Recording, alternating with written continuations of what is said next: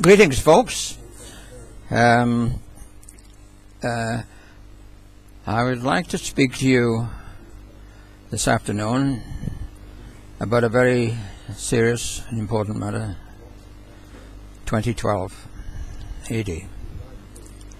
Now,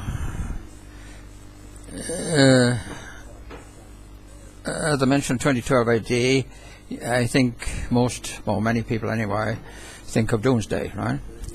So I'm going to say some very important things about this subject, and I urge you most earnestly to heed what I'm saying.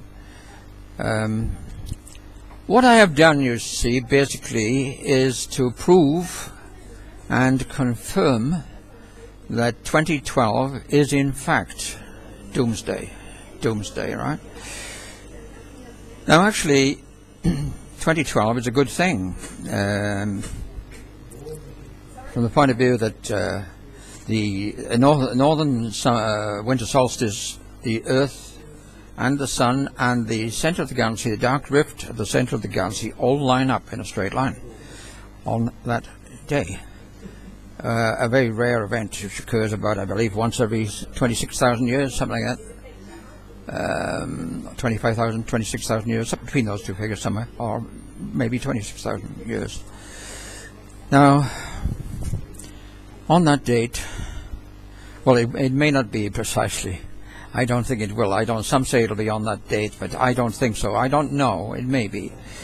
But anyway, within the next few years, will occur higher vibrations coming up from the center of the galaxy and also from the start of the age of Aquarius. Now,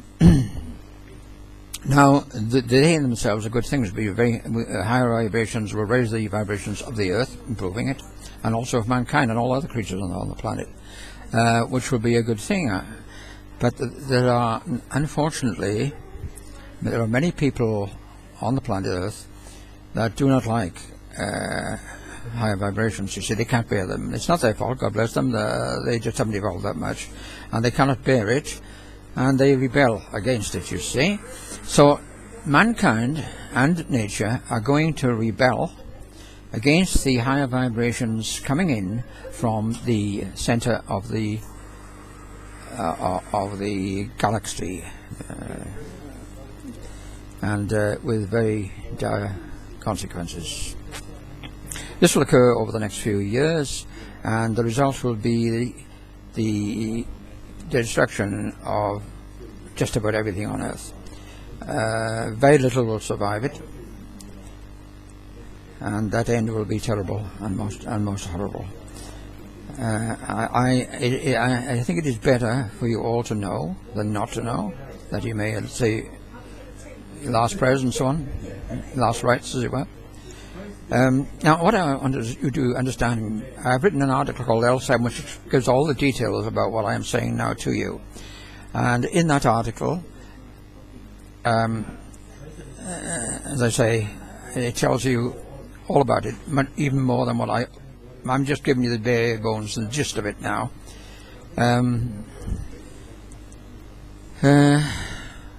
I have to see. I have no notes in front of me at the moment. It's all in this article L7. If you ask me for it, I can email it through to you. Give me your email address, please, and I'll email it through to you. Now, the reason, as you are no doubt well aware, there have been a lot of earthquakes and volcanic eruptions and so forth, including increased heat lately. And I want to. I can explain why this is occurring. I can explain why it's all happening. And as I say, I have proved and confirmed at fantastic odds, as dated in my article L7, that Doomsday is indeed the 2112. Doom will occur within 5 years, about 5 years. Now the reason it is occurring, I'm trying to get at, is the Sun, which is a star, is going around in a long ellipse around the the spiral arm of the cluster of stars that we're in.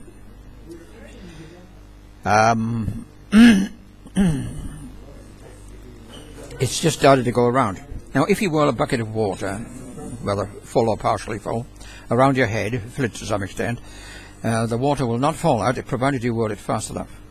And the reason for that is what is known as centrifugal force, which causes the liquid in the bucket or whatever to go outwards as far as possible, and it overcomes the power of gravity. It's stronger than the force of gravity, and therefore it will not fall down and wet your head or anything like that if you provided you whirl it fast enough. Yes, don't do it in the kitchen. Now then, that's force, centrifugal force,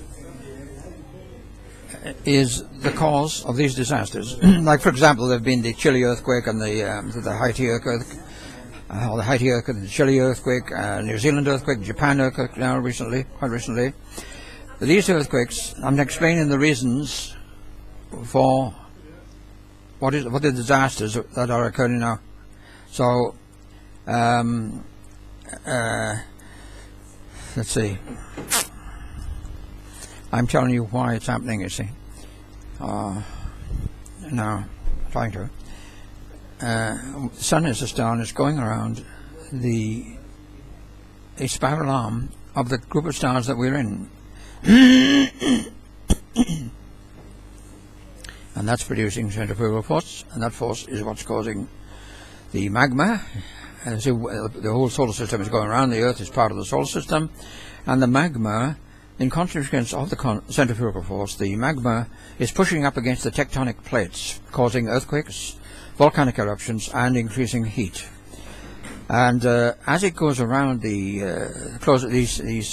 spiral arm of the group of stars that we are in, as it closes in, because it's on a long ellipse on the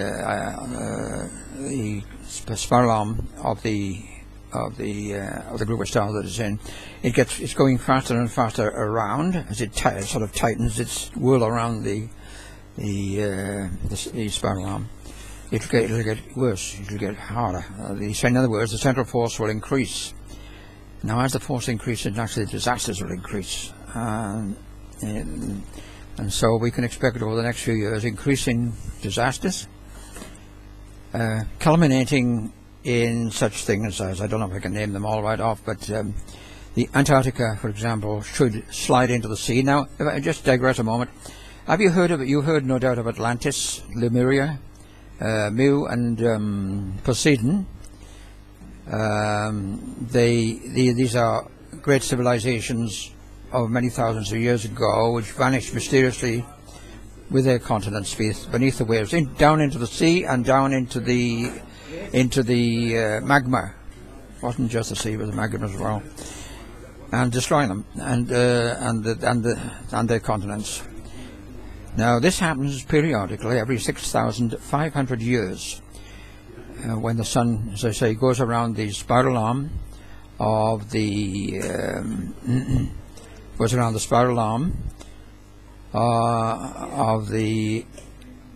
group of stars that the sun is part of. And the next disaster to occur, the last one was in 4438 BC, or 4488 BC, and the next one, 6,500 years later, is 2012. You can check my arithmetic there, but anyway, 2012 is when the next one will occur. Our civilization area should be destroyed then, and just to say within the next few